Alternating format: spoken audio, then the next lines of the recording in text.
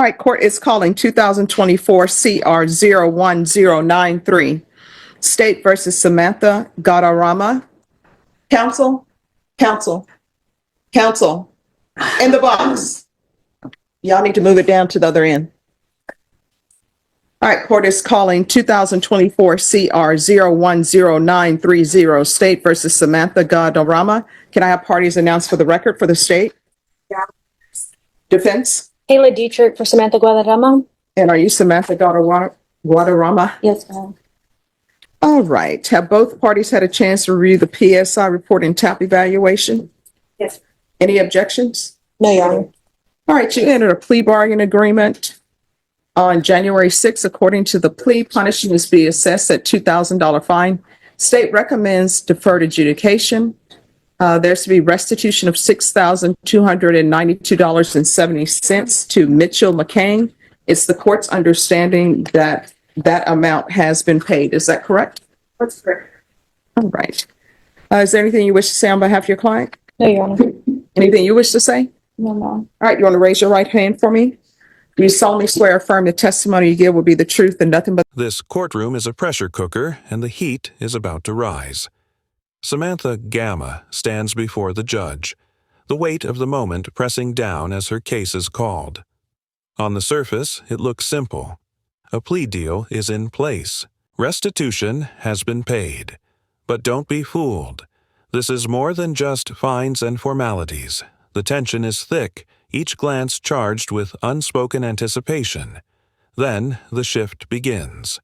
The judge, composed yet unyielding, prepares to peel back the layers, revealing the true gravity of the moment. What started as routine is rapidly turning into something far more intense. Samantha's fate is hanging by a thread, and the judge is about to pull. Stay locked in, because the real storm is just about to hit. Lower your hand. State your name for the record. Samantha Guadarrama. All right. So why are you keying this guy's car? It was a mistake, and it was... No, it wasn't a mistake. A mistake is you take somebody's umbrella thinking that it's yours because they're both black umbrellas. Keying somebody's car is not a mistake. So why are you keying the car? I was being taunted by my ex about our situation, that we were separating, and he was sending me videos and pictures of just other women and in our home that we lived together during that time and during that night. That's not what the police report says. The police report I'm reading says that the victim in 01 returned from a night out and the victim parked his vehicle in the driveway of 01's residence. While at 01's residence, 01 received an alert on his video camera. 01 looked at his video camera and observed his ex-girlfriend in the driveway of his residence. 01 was speaking with D1 through the camera, you're D1, and D1 believed that another female was at the location as D1 believed the victim's vehicle, which was parked in the driveway, belonged to a female. Victim in 01 continued watching the video camera and observed. Escalate fast. Samantha pleads emotional stress, betrayal, taunting, but the judge isn't buying it. Cold, hard facts from the police report cut through every excuse. No sugarcoating, no sympathy, just raw truth. Logic crushes emotion as contradictions unravel. The pressure tightens, denial collides with reality, and Samantha's confidence crumbles. The judge is relentless. No debate, just dissection. And Samantha is vehicle keying victim's vehicle in the process. This is what I don't understand. So it says in here that you thought that was a female's vehicle. Yes. I don't understand why women think that other women owe them any type of loyalty. Why is the go-to for women when they think somebody's cheating on them? Well, let me attack the female. You shouldn't be attacking anybody, honestly. But I don't know why there's this thing, let's destroy the female's vehicle. Maybe he don't want you anymore. Or maybe he wants you and the other female. If that's the case, you have choices to make. Either you're going to stay with him and accept the fact that he's cheating on you, or either you're going to leave him. The choice should never be, let me key his car or key the female's car. It's never going to turn out good. Now, I see that you have a son and a daughter. How would you feel if your son ends up dating someone and they become an ex-girlfriend and they won't let go and they end up keying his car? You lose your mind. So here you are out keying somebody's car who doesn't want you, obviously. No, I mean, that's yes or no. Do you understand that? Yes, I did. And so you went to jail? I did. And how long were you in jail? That night, All right, well, how long did you stay in jail till you paid this off, though? that day on January, when I was at court for like 3 days, I believe. All right, so that's 3 days you spent away from your children because you love a man more than your children. Judge drops a brutal truth bomb. Samantha didn't just key a car, she put a man above her children, losing 3 days with them. No sugarcoating, just raw consequences. Was it worth it? The courtroom holds its breath. Silence speaks louder than any excuse. No lectures, just accountability.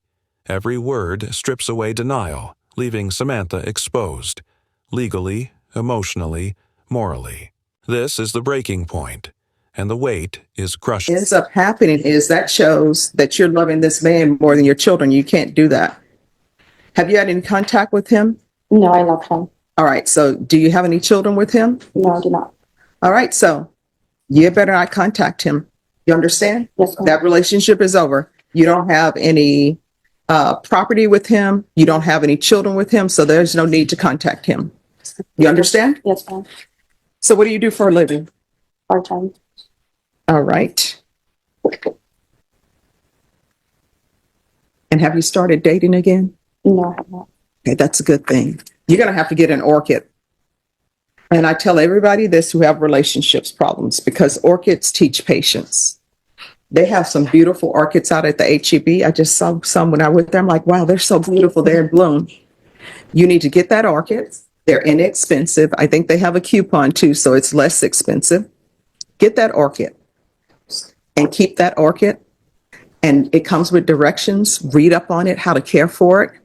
And once those leaves fall off, if you can get that same orchid to bloom again without losing your patience, then you'll be ready for relationships.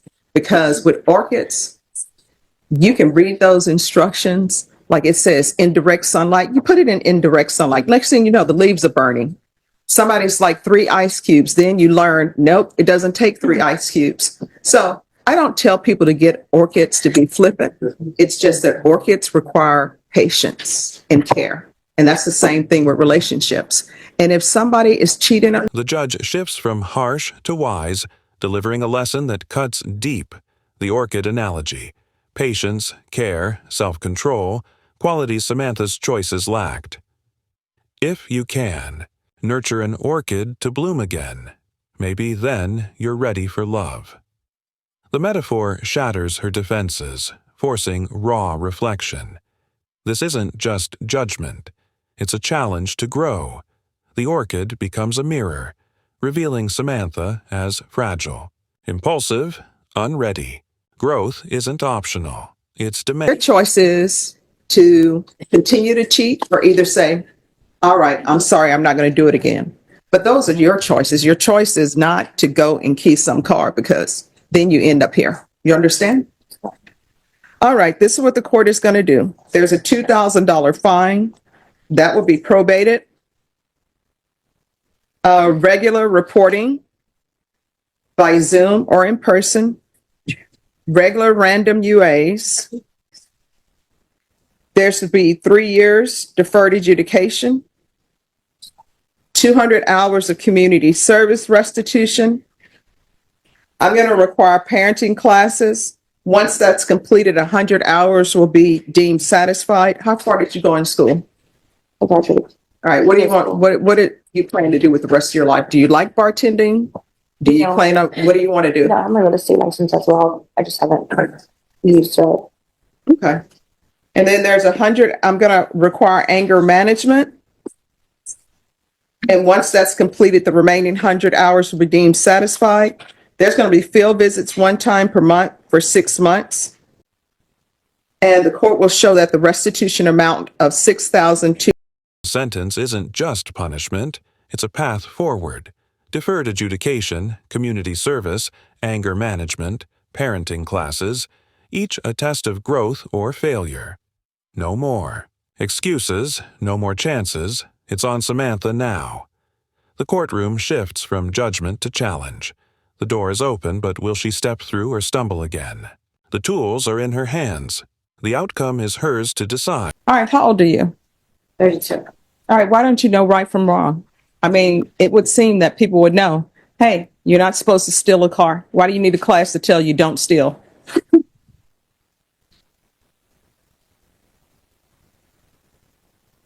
Cop that I was hanging out with. I'm sorry, what? Cop that I was hanging out with. The crowd that you were hanging out with, let me just tell you, if they were here, they would say, it's the crowd I'm hanging out with. You're in your 30s. You're not a teenager. So again, that doesn't answer my question. So why do you need a class for somebody to tell you that stealing is wrong? And here you are driving around in a vehicle where the ignition is broken and the steering column is damaged. And you're just riding around in it. And if the police would not have caught you, you'd still be riding around in it. Do you have children? I'm sorry? A son? How old is he? Two sons. Two sons. How old are they? 13 and 11. All right. And you don't take care of either of them. Somebody else does. My husband doesn't. All right. So you don't take care of any of them. Are you paying child support? If they had to depend on you to survive, they would not survive because you're not paying child support. You're just out here stealing vehicles. All right. Court is going to find you guilty. The court is going to sentence you to 1 year in the state jail facility, give you credit for any time served. There's a $2,000 fine. Taking consideration 2025 CR 000472, there's to be restitution of $800 to Orlando Perez, and I'll order the therapeutic community. All right, did you review the document entitled Trial Court Certification of Defendant's Rights to Appeal with your attorney? Did you understand it and sign it? All right, because this is a plea bargain agreement, because I followed your plea bargain agreement, and because you waived your right to appeal, you do not have the court's permission to appeal. Because this is a felony conviction, you're not allowed to own or possess any weapons or ammunition. If you have a question over what a weapon or ammunition is, you'll need to speak to an attorney. Do you understand? All right, we can go off the record. You need to do better, because right now somebody else is raising your children and you don't have a part in their life whatsoever. And I don't understand why you would need MRT to tell you, I pick up a crime, somebody else is taking care of my children. You understand?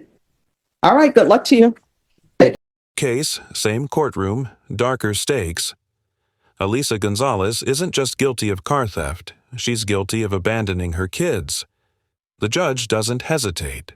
1 year in state, jail, fines, restitution. No sympathy, no escape, just raw consequences. This isn't just sentencing. It's a reckoning, a life thrown away, a sobering reality check. Elisa's silence says it all. The gavel drops, sealing not just her fate, but a chapter of neglect and loss. Justice, bare and brutal.